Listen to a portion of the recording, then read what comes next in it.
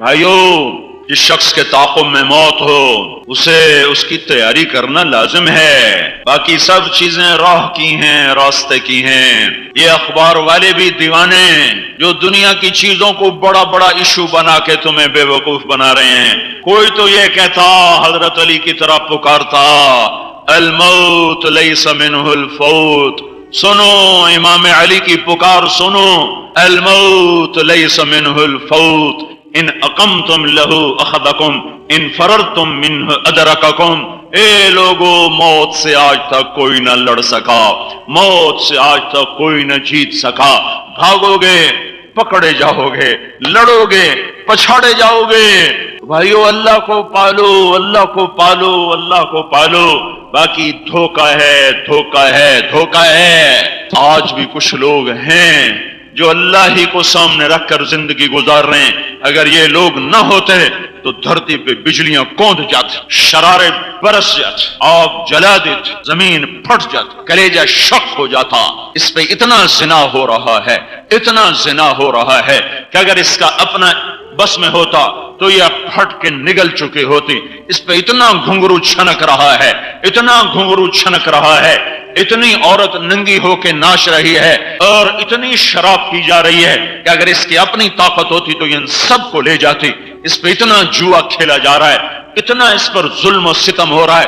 اب میرے نبی کا فرمان ہے، ایک آدمی کو قتل کرنے پر آسمان کے فرشتے، زمین کے انسان مل کر قتل کریں، قتل ظلم کا ہو، اللہ فرشتوں انسانوں سب کو جہنم میں ڈال دے گا۔ روزانہ لاکھوں بے گناہ قتل ہو رہے ہیں۔ فیصل آباد کے ہر گھر میں مائیں بے عزت ہو رہی ہیں، باپ ذلیل ہو رہے ہیں، اولاد پر مر گئے، مٹ گئے، فدا ہو گئے، اور وہی بدبخت اپنی ماں کو پانی پلا کے راضی نہیں، اپنے باپ کا حال پوچھ کے راضی نہیں، اپنے دوستوں کے ساتھ سوری رات وہ ننگی فلمیں بھی دیکھے گا، وہ گندے محفلوں میں بھی جائے گا، اور وہ ساری رات گھنگرو کی چھنکار بھی سنے گا، اور بازاروں کی گشت بھی کرے گا، اور بیمار ماں کو دوائی لا کے نہیں دے گا، بیمار ماں کا حال نہیں پوچھے گا، باپ کا حال نہیں پوچھے گا۔ میں حکومت کو کیا برا کہوں، یا میں فوج پولیس کو کیا برا کہوں؟ میرا تو یہ رونا ہے جب ہر گھر میں نوجوان نسل ماں باپ کی نافرمان ہو تو تمہیں جنید بغدادی حکمران کیسے اللہ دے دے گا؟ تمہیں نیک حکمران کیسے ملیں گے جب ماں باپ اولاد کے ہاتھوں تنگ آ چکے ہوں، اور ماں باپ اولاد سے ڈرتے پھرتے ہوں کہ کہیں یہ بےزتی نہ کر دے، بدبخت کہیں گریبان نہ پکڑ لے، یہ خبیث کہیں میرے سب کے سامنے مجھے بے عزت نہ کر دے۔ جب اولاد یہاں تک پہنچ چکی ہو تو پھر کہاں سے خیر آئے گی؟ حکومتوں کو برا نہ کہو، اپنے آپ کو برا کہو، اپنے آپ کو برا کہو، کسی کے گریبان مت کھولو، اپنے گریبان دیکھا، اپنے گریبان۔ اللہ اقبال کے درجے بلند کرے، ایسا شاعر میں نے نہیں دیکھا آج تک۔ تجھے کیوں فکر ہے اے گل، دل صد چاک بلبل کی، تو اپنے پیرہن کے چاک تو پہلے رفو کر لے۔ یہ کیا بدبختی کی انتہا ہے، اوروں کے عیب ڈھونڈنا، اس پہ تبصرے کرنا، اس پہ تنقیدیں کرنا، 100 نیکیوں پر ایک برائی دیکھی تو ایک برائی کے بدلے میں 100 نیکیوں پہ کاٹے پھیر دینا۔ او میرے بھائی، کیوں اوروں کے عیب دیکھتے ہو؟ اللہ کی قسم، اللہ کی نظروں میں ذلیل ہو جاؤ گے، 2 ٹکے کے نہیں رہو گے، تمہارے تقوی دھرے رہ جائیں گے، تمہاری دستاریں یہ تمہارے قدموں میں گرا دی جائیں گے، تمہارے نماز کے ماتھے کے نشان یہ تمہیں جہنم سے بچا نہ سکیں گے، تمہاری تسبیحات، تمہارے مراقبے، تمہارا علم، تمہارا تقوی، تمہاری تبلیغ، تمہاری حج، تمہاری زکوٰۃ، تمہارے عمرے، تمہاری تہجد، یہ سب کچھ تمہیں نہ بچا سکے گی اگر تم نے اپنی زبان کو لگام نہ دی، اور اوروں کی عزت سے کھیلنا نہ چھوڑا، اور اوروں کی غیبت نہ چھوڑی، اوروں پر تنقید اور تبصرے نہ چھوڑے۔ میں اللہ پر دعویٰ نہیں کرتا ہوں، میں اللہ کا قانون بتا رہا ہوں، میرا اللہ جس کو چاہے معاف کر دے، اس کی رحمت جوش میں آئے تو چاہے ابو جہل کو بھی جنت میں ڈال دے، کوئی پوچھنے والا ہے، اور اس کا غیظ و غضب جوش میں آئے تو سارے ایمان والوں کو جہنم میں ڈال دے، اسے کوئی پوچھنے والا ہے، وہ سب کو جنت میں ڈالے وہ سچا ہے، وہ سب کو دوزخ میں ڈالے وہ سچا ہے، وہ کافروں کو بھی جنت میں ڈال دے تو وہ حق ہے، اور وہ ایمان والوں کو دوزخ میں ڈال دے تو وہ حق ہے۔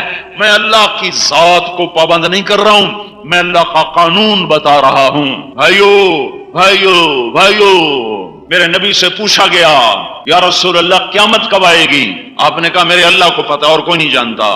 کہا یا رسول اللہ کوئی نشانی تو بتا دیں، کوئی نشانی تو بتائیں۔ تو میرے نبی نے فرمایا تھا جب مائیں ذلیل ہو جائیں اولاد کے ہاتھوں، جب اولادیں ماؤں کے ساتھ وہ سلوک کریں جو نوکروں کے ساتھ کیا جاتا ہے، تو پھر آئی قیامت۔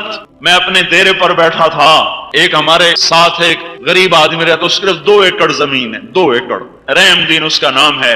اس کا بیٹا ایک مدرسے میں عالم بن کے آیا، اس کو میرے پاس لا کر کہنے لگا مولوی میاں صاحب، مجھے یہاں جو ہمارا خاندانی لقب ہے وہ کہتے ہیں، میاں صاحب اے جڑا میرا پتر ہے نا، اے پڑھیا تو ہے پر ایک کڑیا کوئی نہیں۔ ایسے درد بھرے الفاظ تھے، میں پگھل گیا۔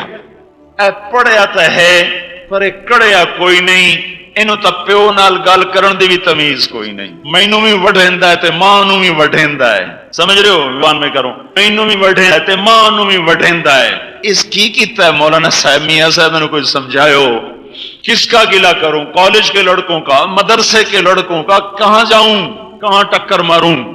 سنو سنو، تمہارے مسائل کا حل فوج کے پاس نہیں، حکومت کے پاس نہیں، سیاستدانوں کے پاس نہیں، اللہ کے پاس ہے، اللہ کے پاس ہے، اللہ کے پاس ہے۔ اور اللہ کو پاؤ گے تو یہ کام بنے گا۔ اور اللہ ملتا ہے جب میں خود اپنے اندر کو بدلنے کی کوشش کروں، میں اپنی ذات میں آپ گم ہو کے دیکھوں۔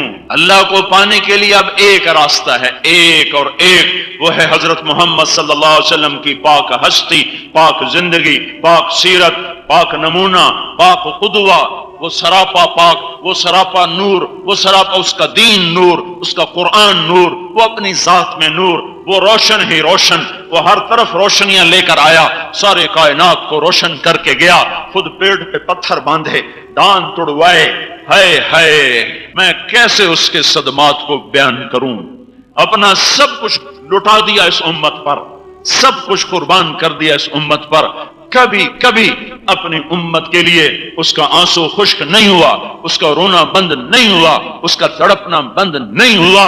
اللہ نے حکومت دی کہ نہیں چاہیے، رزق پیش کیا نہیں چاہیے، زربفت کے عالی شان کپڑے اور محلات پیش کیے نہیں چاہیے، پیٹ پہ پتھر باندھے اور پیوند لگے کپڑے پہنے، اور ایک وقت ساری زندگی کھانا کھایا، 3 دن لقمہ منہ میں نہ گیا، 4 دن ایک لقمہ پیٹ میں نہ گیا سوائے پانی کے۔ یہ وہ شفیق، یہ وہ حبیب، یہ وہ مہربان، یہ وہ محسن رسول ہے جس کے سامنے کھڑے ہونے والے ہیں ہم، جس کے آگے جس کا سامنا ہونے والا ہے۔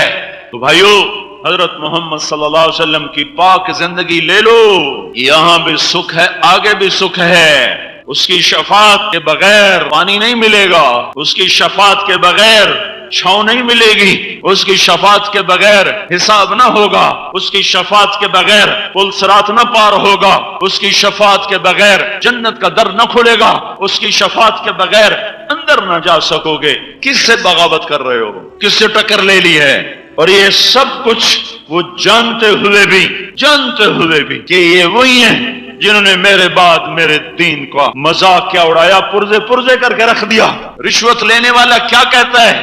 روٹی کی تھکاواں۔ انعامی بانڈ بیچنے والا کیا کہتا ہے؟ روٹی کی تھکاواں۔ جوا کھیلنے والا کیا کہتا ہے؟ ڈھیر سارے پیسے آ جائیں گے، سارا جوا جہان کھیل رہا، میں نے کھیلا تو کیا ہوا؟ چوری کرنے والا کیا کہہ رہا ہے؟ ڈاکہ ڈالنے والا، موبائل بیچنے کے لیے ننگے ہونے والی لڑکی، موبائل بیچنے کے لیے ننگے ہونے والی بچی، ایک موٹر سائیکل بیچنے کے لیے کپڑے اتارنے والی لڑکی، یہ سب کچھ کہاں جا رہا ہے؟ یہ تمہارے نبی کے سینے پہ خنجر نہیں لگ رہے، نیزے لگ رہے ہیں، نیزے جو اس کے سینے کے پار ہو رہے ہیں۔ اور پھر بھی وہ قیامت کے دن میری آپ کی ساری سیاہیاں دیکھے گا، سوری غلاستیں دیکھے گا، چونکہ اس دن چھپ جانے کا دن نہیں ہے، کھل جانے کا دن ہے۔ زنا نظر آ رہا ہوگا زانی کا، شرابی کی شراب نظر آ رہی ہوگی، جواری کا جوا نظر آ رہا ہوگا، ڈاکو کا ڈاکہ، ظالم کا ظلم، زانی کا زنا، ماں باپ کے نافرمان کی نافرمانی، بے نمازی کی ظلمت، بے روز کی ظلمت، یہ سب نظر آ رہا ہوگا۔